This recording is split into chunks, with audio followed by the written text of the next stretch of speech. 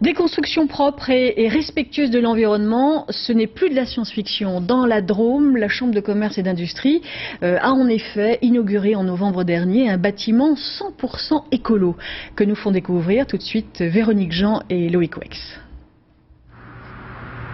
Des panneaux solaires qui produisent autant d'électricité que le bâtiment en consomme, et ce n'est que le plus visible. L'antenne de la Chambre de commerce de la Drôme dédiée au développement durable, baptisée l'INED, est la première construction en France qui répond aux 14 normes haute qualité environnementale. Des normes qui, du chantier au plus infime détail, imposent de respecter l'environnement. Pour le chauffage par exemple, le système de puits provençal, c'est-à-dire de tuyaux enterrés, permet de diviser la facture énergétique par 4. Le sol a une température constante, l'hiver environ d'une douzaine de degrés.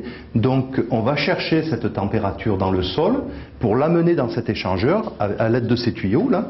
Donc on le fait passer dans cet échangeur, il donne une partie de sa température à l'air qui circule dans le bâtiment.